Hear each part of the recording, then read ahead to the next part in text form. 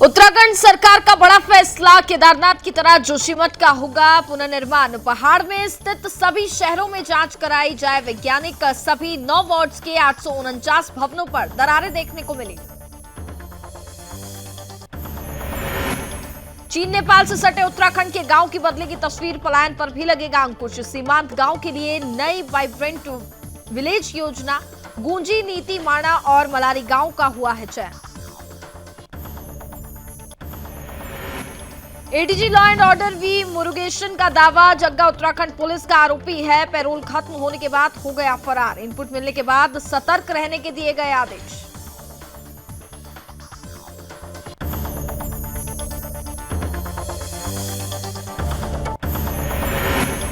बौद्ध धर्म के श्लोक लिखे जाने पर स्वामी जी ने जताई नाराजगी। आदिगुरु शंकराचार्य के नाम पर होना चाहिए। बद्रीनाथ, केदारनाथ, गंगोत्री के बारे में भी करते उल्लेख।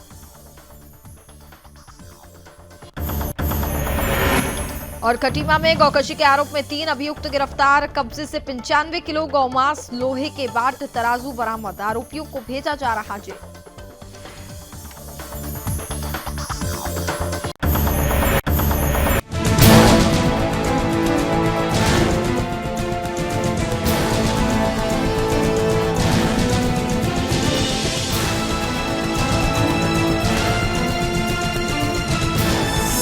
आप देख रहे हैं सुदर्शन न्यूज।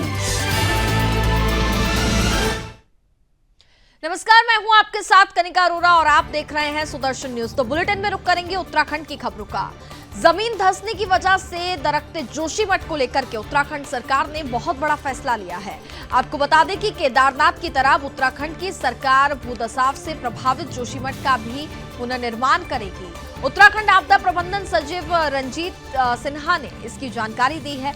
उन्होंने कहा कि इस बारे में मुख्यमंत्री पुष्कर सिंह धामी ने भी निर्देश दिए हैं कि जोशीमठ का उसी तरह से पुनर्विकास किया जाएगा जैसे केदारनाथ का पुनर्विकास किया गया था। सीएम ने निर्देश दिया है कि पहाड़ में स्थित सभी शहरों में वैज्ञानिक जांच कराई जाए। उन्होंने ये भी कहा कि जोशीमठ के सभी 9 वार्ड्स के 849 भवनों पर दरारें देखने को मिली है, जबकि 9 में से 4 वार्ड्स को रहने के लिए पूरी तरह से असुरक्षित बताया गया है, जिसमें 165 आवासों को रहने के लिए असुरक्षित पाया गया।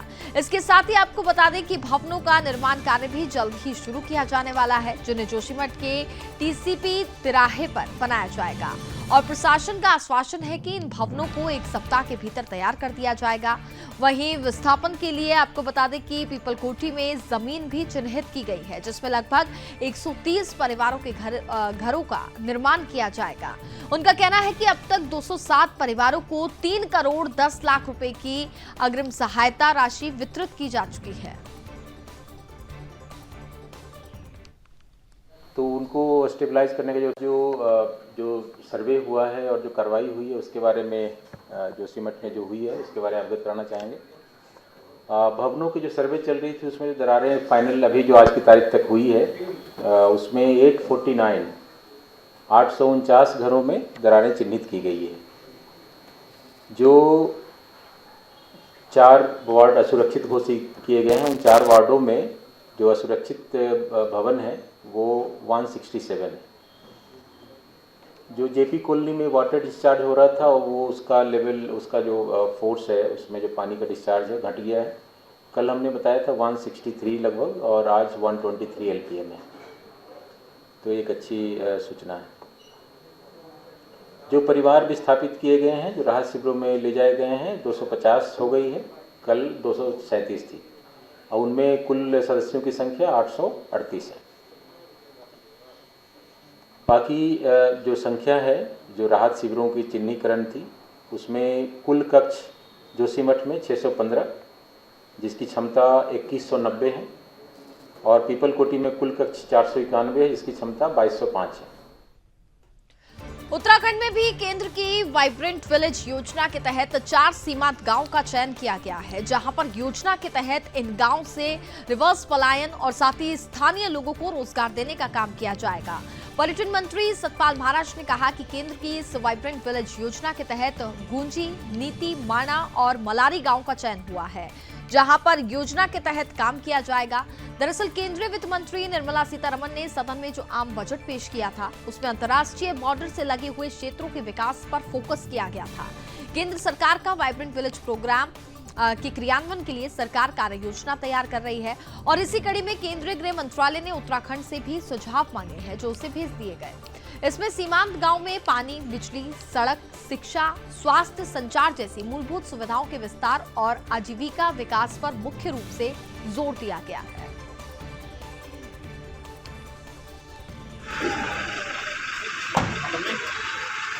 वाइब्रेंट विलेज भी हम बना रहे हैं, जिसमें हम लोगों ने कुछ काम किया है और हम लोगों ने इसमें वाइब्रेंट विलेज के अंदर केंद्र सरकार की कुछ हमारी योजनाएं हैं, जिसके तहत हम गुंजी, नीति, मलारी और माणा का हमने चयन किया है और यहाँ पर रिवर्स माइग्रेशन और स्थानीय लोगों को रोजगार देने की हमने जो है पूरी योजना बनाई है। वहीं जॉली ग्रांट एयरपोर्ट के प्रवेश द्वार के खंभों पर बौद्ध धर्म के श्लोक लिखे जाने पर ज्योतिष पीठ के शंकराचार्य स्वामी अभिमुक्तेश्वर आनंद सरस्वती ने नाराजगी भी जताई है। ज्योतिष पीठाधीश्वर ने कहा कि अच्छा होना इन खंभों पर बद्रीनाथ, केदारनाथ, गंगोत्री और यमुनोत्री के बारे में भी उल्लेख किया जाता है। शंकराचार्य ने मांग की है कि जॉली ग्रांट एयरपोर्ट का नाम आदि गुरु शंकराचार्य के नाम पर रखा जाना चाहिए। ज्योतिष पीठाधीश्वर स्वामी अभिमुक्तेश्वर आनंद सरस्वती ने कहा कि वे बौद्ध धर्म के विरोधी नहीं है, लेकिन उचित होता है कि इन खंभों में गढ़वाल एवं कुमाऊं मंडल के देवी देवताओं और यहाँ की प्राचीन संस्कृति से जुड़े हुए कुछ अन्य तथ्यों का भी उल्लेख किया जाता। शंकराचार्य ने कहा कि इससे देश दुनिया से यहाँ आने वाले लोग यहाँ की संस्कृति और तीर्थ स्थलों के बारे में जानते हैं। यहाँ कोई बौद्ध धर्म से जुड़ा कोई बड़ा स्थान नहीं। उन्होंने ये भी कहा कि जॉली ग्रांट एयरपोर्ट का नाम आदि गुरु शंकराचार्य के नाम पर होना चाहिए।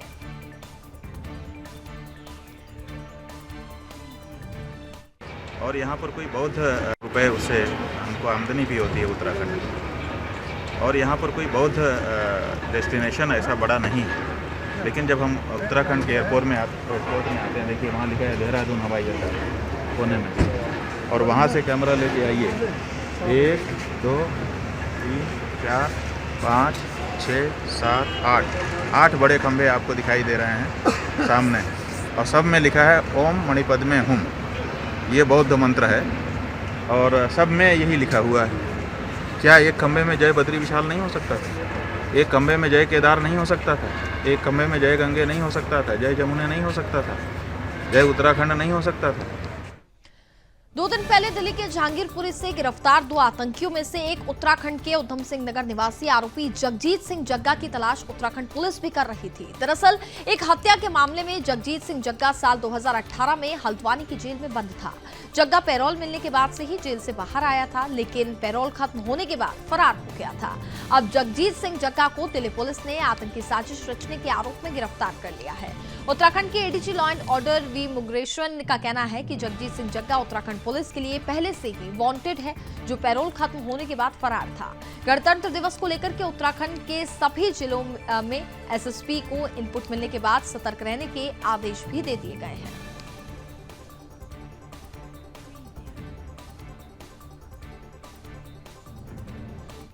संबंध में जो अभी हमने एसएसपी उधम सिंह से अपडेट लिए हुए हैं, ये एक मुकदमा मर्डर के मुकदमे में ऑलरेडी जेल में था, अंडर ट्रायल पे वो पैरोल जंप कर लिए हैं।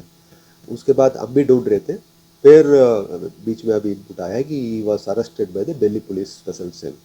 अब हमारा टीम वहाँ पे गई हुई है, पूरा हमारा टीम भी पूछताछ कर रही है। जब जैसे टीम वापस आएगी हमारा सारा आपको बता सकेंगे क्या क्या इसमें डेवलपमेंट हुआ है। But he is also wanted in our case also, तो उस हिसाब से विधिक कार्रवाई भी होगा।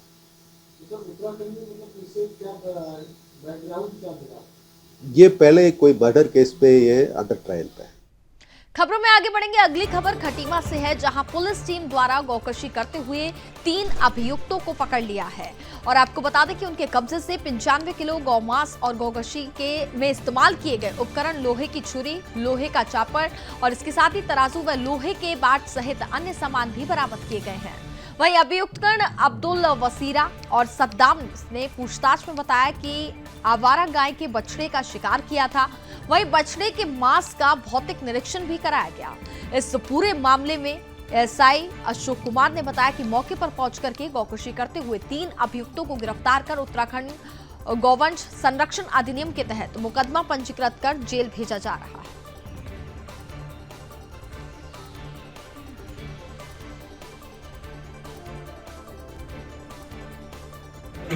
ये दिनांक 17/1/2023 को पुलिस को जरिए मुखबिर सूचना मिली कि कंचनपुरी गांव में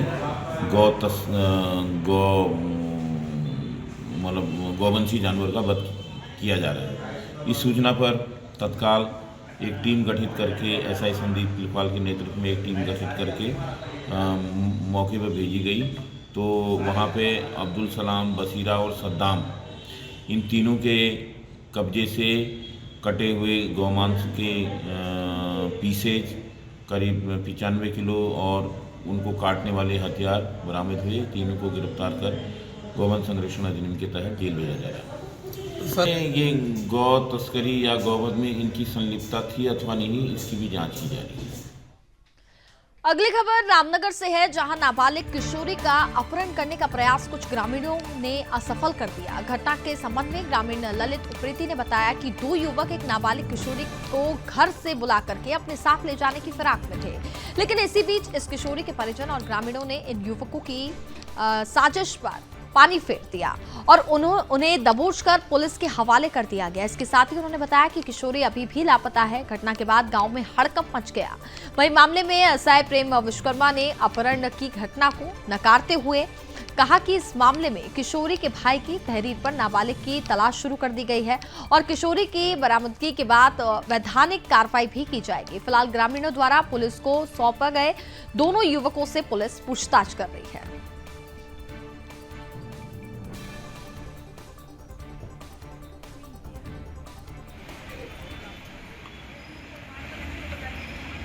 आज सुबह 7 बजे की घटना है कि हमारे गांव में 2 लड़के आए जो यूपी के रहने वाले हैं और उन्होंने एक लड़की को फ़ोन करा जो वहीं की रहने वाली है।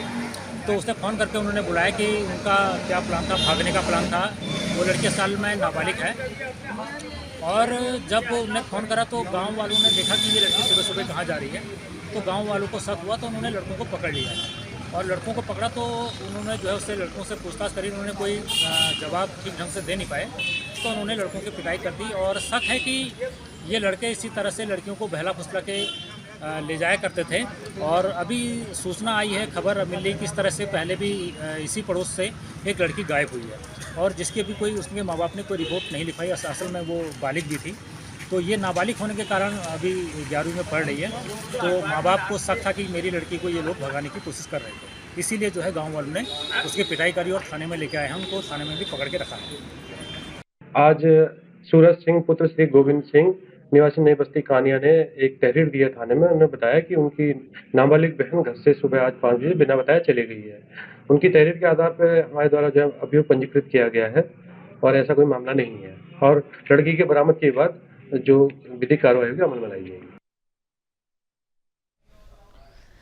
अगली खबर पौड़ी से है, जहां देश को नशा मुक्त करने के लिए पुलिस द्वारा लगातार अभियान चलाए जा रहे हैं, जिसको लेकर के नशा तस्करों पर लगातार कार्रवाई भी हो रही है। जानकारी देते हुए पुलिस अधीक्षक श्वेता चौबे ने बताया कि चेकिंग के दौरान एक अभियुक्त को कोटद्वार के पास से 1 किलो 50 ग्राम अवैध चरस के साथ गिरफ्तार किया गया।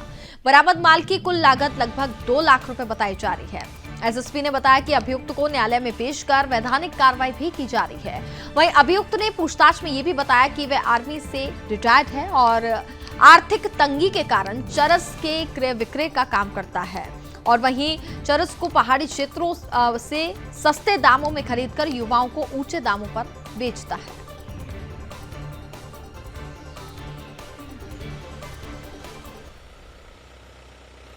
लगातार हम लोगों को कोटद्वार क्षेत्र में नशे की सामग्री की सप्लाई की सूचना प्राप्त हो रही थी, जिसमें हमने थाना स्तर से भी जो टीम गठित हुई थी उसे भी निर्देशित किया था कार्रवाई करने हेतु एवं हमारी जो जनपद की एंटी नारकोटिक्स टास्क फोर्स है उसे भी निर्देशित किया गया था। इसी क्रम में आज उन्हें बड़ी सफलता मिली है, जिसमें लगभग 1 किलो 50 ग्राम चरस जो है उसकी बरामदगी की है। और ये जो अभियुक्त पकड़ा गया है ये भूतपूर्व सैनिक था और अभी इसमें पड़ताल की जा रही है कि कौन इसका मेन सप्लायर है जहां से ये ड्रग्स की सप्लाई हुई है, और लगभग इसकी जो कीमत है वो 2 लाख की कीमत की ड्रग्स पकड़ी गई।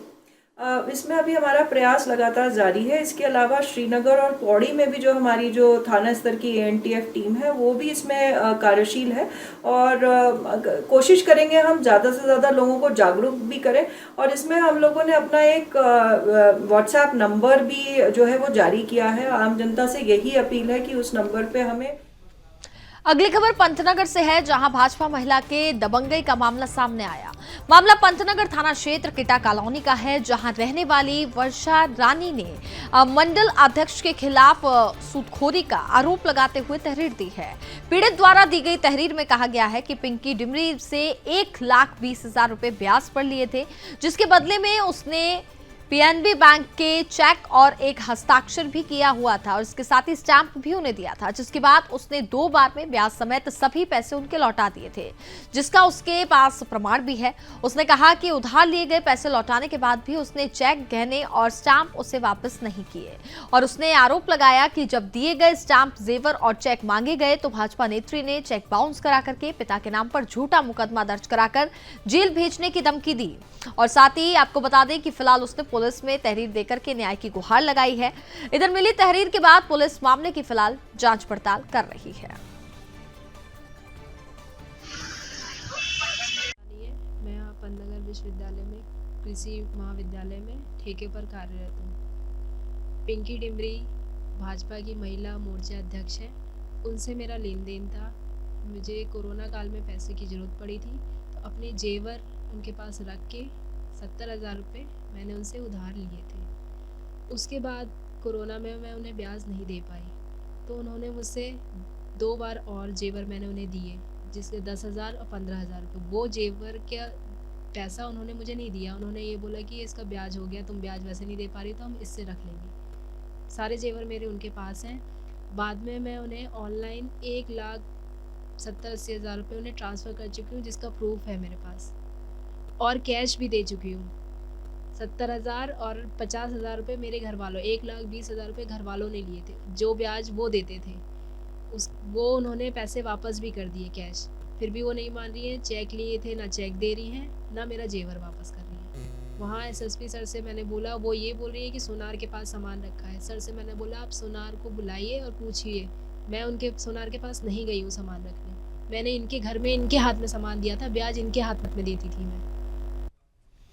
खबरों में आगे बढ़ेंगे। अगली खबर मसूरी से है, जहां स्वास्थ्य सचिव डॉक्टर आर राजेश कुमार द्वारा जिला अस्पताल का औचक निरीक्षण किया गया। उन्होंने अस्पताल में व्याप्त गंदगी और साथ ही अव्यवस्था को लेकर के नाराजगी भी व्यक्त की है और स्वास्थ्य सुविधाओं को बेहतर किए जाने के निर्देश दिए हैं।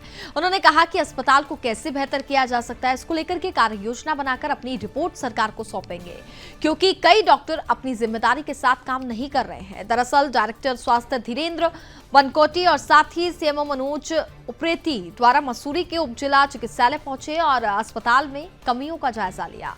उन्होंने कहा कि मसूरी में स्वास्थ्य सुविधाओं को बेहतर किए जाने के लिए लगातार काम किया जा रहा है। कुछ तकनीकी दिक्कतों के कारण अस्पताल में कमियां देखी जा रही हैं, उसको भी जल्द हल कर लिया जाएगा।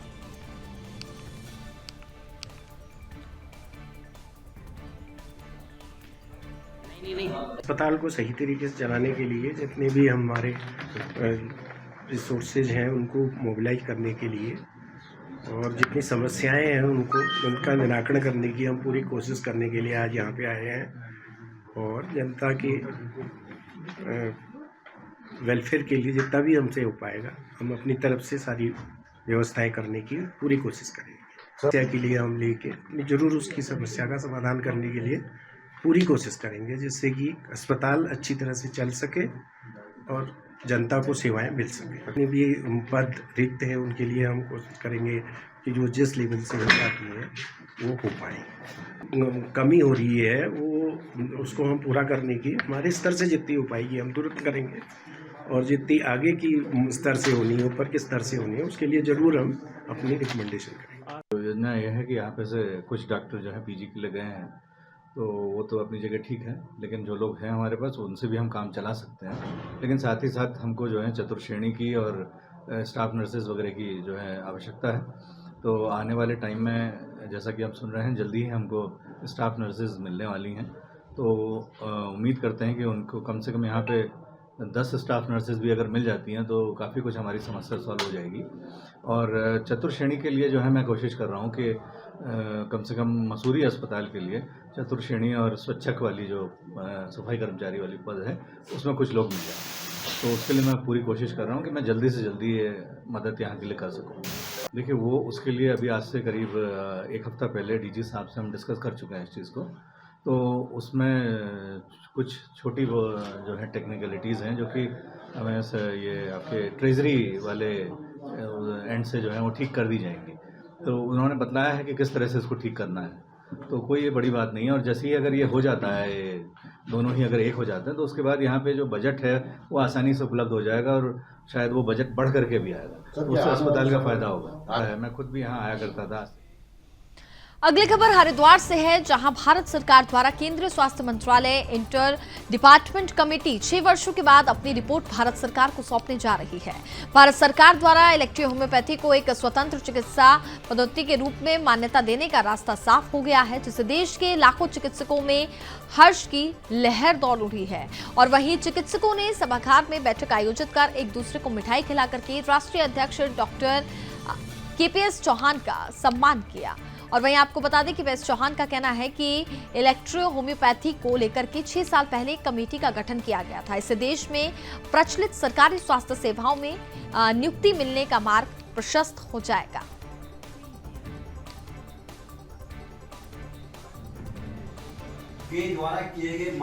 आज EMA इंडिया के हरिद्वार जनपद तथा उत्तराखंड की इकाई के द्वारा हर्ष संस्कृत कार्यक्रम रखा गया है, क्योंकि इलेक्ट्रोहोम्योपैथी की रिकॉग्निशन के लिए जो IDC कमेटी बनी हुई थी 6 साल पहले, और वो 6 साल तक जो है प्रपोजल्स EMA ने दिए और EMA ने एविडेंस दिए, और वो क्राइटेरिया 7 पूरे करने के बाद जो है गवर्नमेंट ऑफ इंडिया IDC ने एक रिपोर्ट जो है वो देने जा रही है, जिससे इलेक्ट्रोहोम्योपैथी के चिकित्सकों की राह आसान हो गई है, उनका फ्यूचर ब्राइट हो गया है और शीघ्र ही काउंसिल बनने जा रही है। और जिससे जो है अब हमारे इलेक्ट्रोहोम्योपैथी चिकित्सक जो है शासकीय स्वास्थ्य सेवाओं में उनकी नियुक्ति का मार्ग खुल गया है।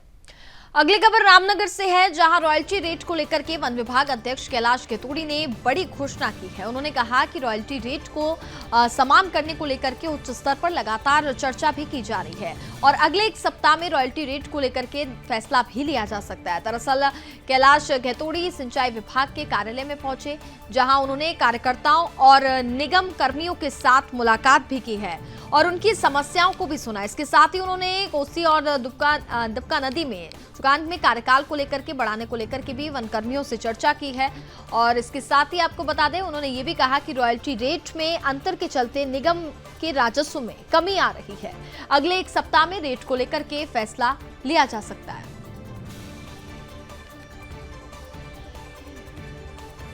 ये उसका पूरा जल्दी उसका निस्तारण होने वाला है। माननीय मुख्यमंत्री जी और शासन में पूरा मामला है ये। मुझे लगता है कि 5-7 दिन के अंदर इसका निस्तारण हो जाएगा। झूठ तो हमने आज तक जिंदगी में बोला नहीं, बोल सकते हैं वो लोग। देखिए आपको पता है कंटिन्यू मुख्यमंत्री इसका फॉलोअप ले रहे हैं और मैं आपको और चीज दिखा देता हूँ। ये लेटर दे करके उनने तुरंत संज्ञान लिया है। ये पुष्कर सिंह धामी जी का लेटर है कल का। उनने तुरंत वहाँ केंद्रीय मंत्री जी को इसका संज्ञान दिया है और इनके सब चीज के निस्तारण के लिए भी कहा है। राज्य का मामला नहीं होता है कि रॉयल्टी कम करें या ज़्यादा करें, ये केंद्र का मामला होता है।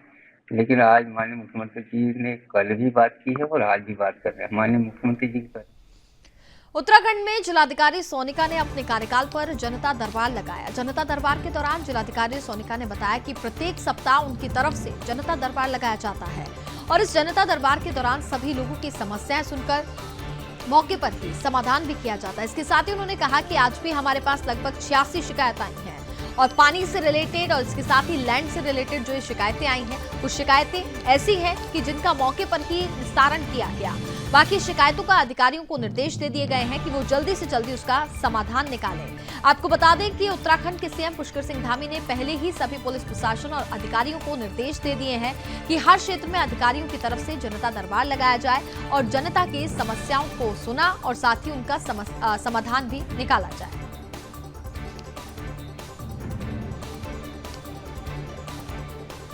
कि कुछ ऐसे केसेस आ रहे हैं जिनमें जो एप्लीकेंट है वो संतुष्ट नहीं होता। हम क्योंकि जांच तो कर ही देते हैं और समय से जांच भी हो जाती है, लेकिन बहुत सारे केसेस ऐसे हैं जिनमें वो संतुष्ट नहीं हो पा रहे हैं। तो हम यही कोशिश करते हैं कि तब कोई सीनियर लेवल का अधिकारी वहाँ चले जाए और उनसे, क्योंकि बहुत सारे केसेस ऐसे हैं जिनमें जो टेक्निकली वो नहीं हो सकते हैं, लेकिन एप्लीकेंट को लगता है कि नहीं वो जांच सही नहीं है करके। तो ऐसे कुछ केसेस आते हैं, लेकिन वो जेन्युइन है, उनकी भी अपनी इश्यूज हैं, तो वो हम कोशिश करते हैं कि एमिकेबली रिजॉल्व करें। उत्तराखंड लोक सेवा आयोग पटवारी पेपर लीक मामले पर एसआईटी को बड़ी कामयाबी हाथ लगी। आपको बता दें कि एसआईटी ने इस मामले में एक आरोपी को थाना जनकपुर जिला सहारनपुर उत्तर प्रदेश के रहने वाले को छुटमलपुर बस अड्डा सहारनपुर से गिरफ्तार किया। पूछताछ में आरोपी ने 31 नक्सलियों के बारे में एसआईटी को बताया है, जिसकी जांच फिलहाल की जा रही है। वहीं इससे पहले भी आपको बता दें कि एसटीएफ ने 7 आरोपियों को गिरफ्तार किया और इस मामले में एसआईटी पर्यवेक्षक और साथ ही एसएसपी हरिद्वार अजय सिंह का कहना है कि उत्तराखंड लोक सेवा आयोग पटवारी पेपर लीक मामले में कनखल थाने में मुकदमा दर्ज है।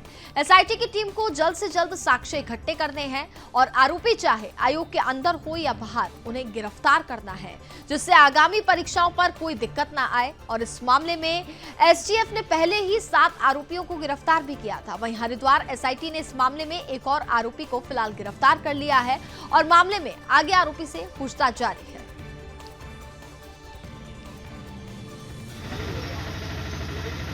लोक सेवा आयोग जो है वर्तमान में जहाँ कनकल थाने में मुकदमा दर्ज है वो हरिद्वार में स्थित है, और साथ ही साथ पूर्व में भर्तियों में जो हमने कार्रवाई करी थी उसमें क्या क्या दिक्कतें आती हैं और किस हद तक हमें यहाँ पर साक्ष्यों को जल्दी जल्दी संकलित करना है और कोई भी दोषी हो उसको गिरफ्तार भी करना है। साथ ही साथ कहीं भी हो, चाहे आयोग के अंदर कोई लैप्सेस हो, चाहे बाहर कोई ऐसे व्यक्ति हो, उसकी भी पहचान करके जिससे कि आगे हमारी जो परीक्षाएं हैं उसमें कहीं से भी कहीं कोई आँच ना पाए।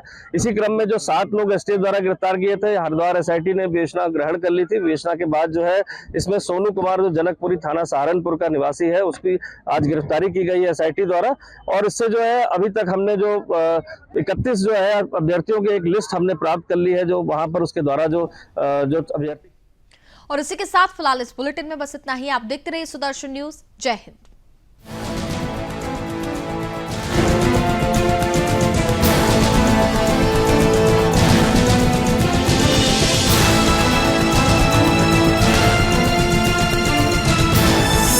आप देख रहे हैं सुदर्शन न्यूज।